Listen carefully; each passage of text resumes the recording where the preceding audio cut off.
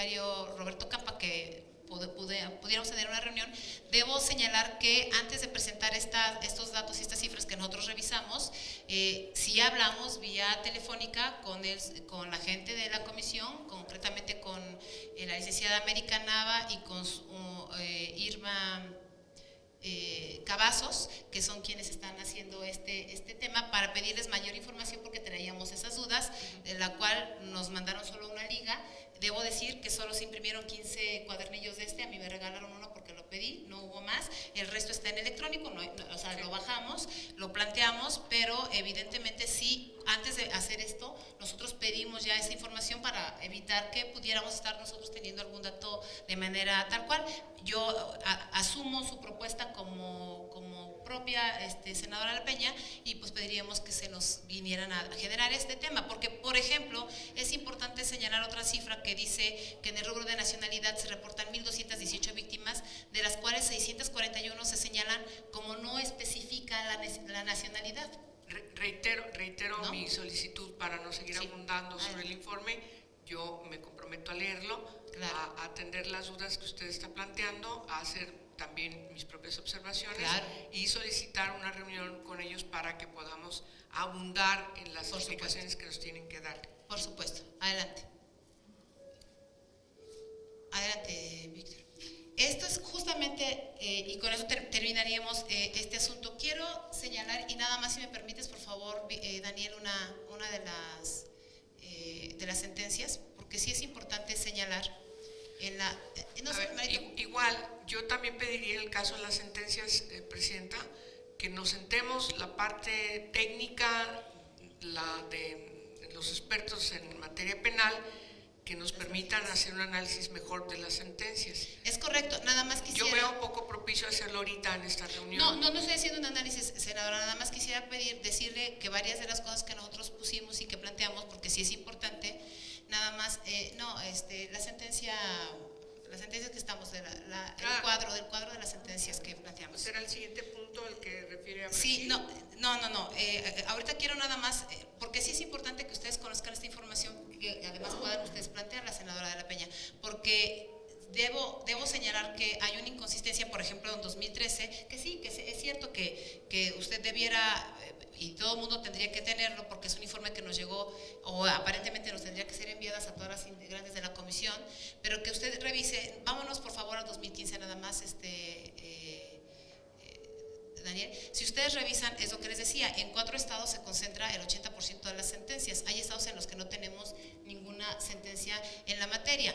Lo que nosotros hemos estado solicitando y lo que hemos pedido es si esas sentencias son sentencias por trata, ¿en qué artículos? Si son del 10, si son del 13, si son de cualquier otro de los tipos de explotación, porque solo quisiera poner el ejemplo de lo que nosotros hemos venido ya revisando en las sentencias que solicitamos, que por vía transparencia, y que lamentablemente lo que hemos encontrado son algunas inconsistencias en la propia sentencia, y hemos hecho ya la solicitud también al Poder Judicial, a la Suprema Corte de Justicia de la Nación. Usted le comentaba fuera de esta sesión que tenemos ya la cita con el presidente de la Suprema Corte de Justicia de la Nación, porque nos interesa conocer también desde el Poder Judicial cómo se está haciendo un tema en esta revisión de las sentencias. Por ejemplo, esta sentencia que está aquí, y si puedes mostrar, Daniel, es una sentencia del estado de Tlaxcala, en donde se hace una penalidad, por ejemplo, en una reclasificación del delito, y por ejemplo, se inicia una carpeta por trata de personas y termina sentenciándose por lesiones. O se hace se inicia una carpeta de averiguación por trata de personas y se hace una condena, por ejemplo, de 4 años, cuando la pena mínima del artículo 10 es 5 años, y además le dan el beneficio de la conmutación en algunos de los casos, cuando este es un delito grave que no tiene beneficios de conmutación.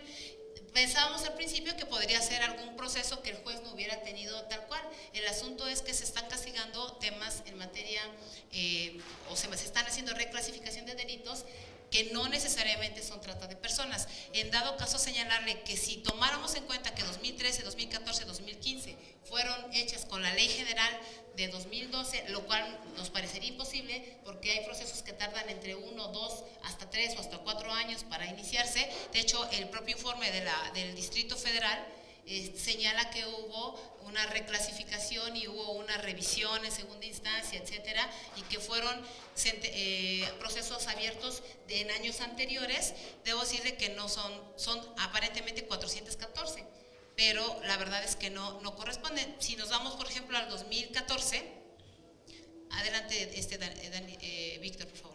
Si nos vamos a 2014, encontramos una inconsistencia de los mismos reportes del intersecretarial, que nos reportan aparentemente, y si ustedes revisan ahí, que, perdón, 2013, Daniel, que nos reportan una diferencia de más o menos 40 sentencias. Vete a los totales. La Comisión Intersecretarial en el 2013 nos reporta solo 74 sentencias, pero en el informe concentrado de 2015 nos reportan 154. Hay una diferencia de 80 sentencias. ¿De dónde salieron esas 80 sentencias de 2013 si no habían sido reportadas? Por ejemplo, ¿no? Es decir, nos parece y nos preocupa, derivado de algunos otros casos, que pudiera estarse inflando las cifras. Y si usted revisa la inconsistencia en el número de sentencias que se están planteando, pues es un análisis que nosotros hemos venido haciendo con mucho detalle para evitar justamente este tema, ¿no? Retomo y reitero, no es un tema, y usted sabe cómo hemos tocado nosotros estos temas que no tienen nada que ver con asuntos de carácter ni partidista ni político, pero sí nos preocupa que se reporten víctimas que no sabemos dónde están, que no se conocen sus nacionalidades, que se reporten sentencias en un año de una manera, en otro año de otra manera, y que evidentemente no coincidan. Y por supuesto que el mayor número de sentencias sean dadas a través de 4 entidades federativas que concentran el 80% de las sentencias, ¿no? O insisto, en el caso de Coahuila, donde se reportan rescate de 260 víctimas, y si usted revisa Coahuila, en el caso de 2015, por favor, Víctor, vete a 2015. Si usted revisa el caso de Coahuila, por ejemplo, solo tenemos 2 sentencias. Entonces, ¿de dónde salieron las 300 víctimas? Porque además esas 2 sentencias solo reportan 2 o 3 consignados, ¿no? Entonces, no sabemos qué se está rescatando. Ok. Este es un tema para nosotros fundamental, y nos iríamos, por supuesto, muy rápido a la presentación de la sentencia de la Corte Interamericana, que solo quisiera señalar que hemos hablado con el juez Eduardo Ferrer, y ellos han planteado, y usted tiene en su carpeta, senadora, en alguno de los rubros, un resumen de la sentencia de la Corte Interamericana, que habla justamente de lo que nosotros hemos insistido, que tiene que ver con que no es lo mismo explotación, no es lo mismo esclavitud, y no es lo mismo trata de personas. El fondo de la sentencia para nosotros es fundamental, porque esta sentencia que hace la Corte Interamericana del caso a Brasil de Hacienda Verde, que son alrededor de 75 trabajadores encontrados en trabajo forzado 16 años después de que se comete el delito, y que le ordena a Brasil reparar el daño, poner y volver a plantear sus mecanismos de la revisión de este caso en materia de trabajo forzado. Se hablaba de delincuencia organizada, una persona que reclutaba desde la parte y condiciones de vulnerabilidad, incluso establece todos los medios comisivos ahí, retoma, además del artículo 6 de la Convención Americana, también retoma el protocolo de Palermo y establece que la trata de personas tiene 3 condiciones: conductas, medios y fines. Es una sentencia de la Corte Interamericana, no es menor el tema. Hablamos con el juez Eduardo Ferrer, que fue el ponente, toda vez que el presidente de la Corte Interamericana es brasileño, se tuvo que excusar por pertenecer al estado que estaba siendo juzgado.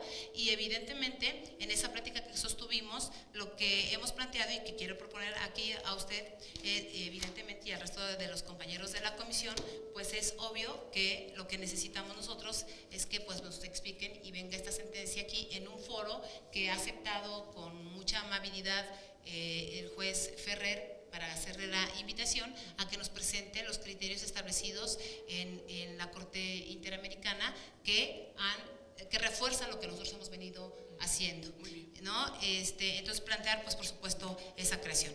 En términos generales, senadora de la Peña, pues estos son los datos que tenemos. Nos gustaría, pues, que el resto de las senadoras, y entendiendo, pues, la dificultad que significa ser gobierno, en este sentido, pues para nosotros es importante que eso no limite y no obstruya los trabajos de la comisión, porque lo que hemos venido señalando, pues tienen, por supuesto, datos que son fundamentales, ¿no? Mi llamado respetuoso a los compañeros y compañeras integrantes de esta comisión, a que no veamos hoy un tema solo de manera partidista y que hagamos, pues, lo que nosotros hemos venido haciendo siempre en este sentido. A grandes rasgos, esto es lo que hoy queríamos presentar ante todos ustedes. Y por supuesto, senadora La Peña, pues si usted tiene algún comentario adicional al tema de poder hacer evidentemente este informe con la presencia del licenciado Roberto Campa, subsecretario de la CEGOV en materia de derechos humanos, pues que pudiéramos hacerlo a través de un punto de acuerdo o en su defecto una invitación oficial firmada por nosotros para que nos presente. No hay necesidad de hacer un punto de acuerdo, simplemente tomemos el teléfono y pidámosle una reunión con él para platicar. Tampoco es una comparecencia. No, vaya, no es un tema de una comparecencia, pero sí es un tema muy grave hoy que estamos a punto de nombrar a quien deberá atender a las víctimas. Pero son dos cosas totalmente distintas. Yo separaría las cosas porque ese es otro tema, esa es otra materia y no tiene nada que ver con la Comisión contra Trata, ni tiene que ver nada con el proceso de reformas que hemos impulsado a la actual ley. Yo creo que lo que tenemos que hacer es, si me permite proponer esta carpeta que está muy bien hecha. Felicito a la comisión, es prácticamente una historia importantísima, mandarla al resto de las senadoras e inclusive mandarla a alguien más del Senado que tenga interés, los coordinadores, por ejemplo, en fin, porque francamente es una carpeta muy completa que plantea la historia del proceso, todos los documentos fundamentales que necesitan revisarse, que están sustentando el trabajo de la comisión y la pertinencia de la revisión de la ley para hacer una ley efectiva, como siempre hemos dicho, una ley que cumpla el objetivo de su creación, sobre todo a partir de la reforma constitucional en donde, como usted bien señala, ya deja atrás una ley federal y ahora tenemos una sola ley general en todo el país, y esto en demérito incluso de preceptos que están en los códigos penales de las entidades federativas en la persecución de este grave delito, y también el problema que puede haber con los asuntos relacionados con la materia penal federal, ¿no? Parte de las observaciones que nosotros hemos hecho a la propia comisión es que rescatemos, y así quedó en la revisión de la ley, lo que se había avanzado en el Código Penal Federal, y que al estar esta ley general y excluida de esa materia dejaba en una gran indefensión en diversos delitos de trata de personas contra personas menores de 18 años de edad, lo cual es gravísimo en este país. Costó mucho trabajo que estuviera en el Código Penal Federal y luego de repente ya no los tienes en esta ley, entre otras muchas cosas de las que usted ha mencionado. Pues esa sería mi observación a los puntos que nos ha presentado, y por supuesto reitero mi felicitación a su equipo, a usted misma, por la integración de esta carpeta que francamente está muy bien ordenada y puntualiza de manera muy clara cuál es la materia, cuáles son los avances, las dificultades, los documentos que tenemos que estudiar para entender la magnitud del problema que tenemos en México. Le adelanto.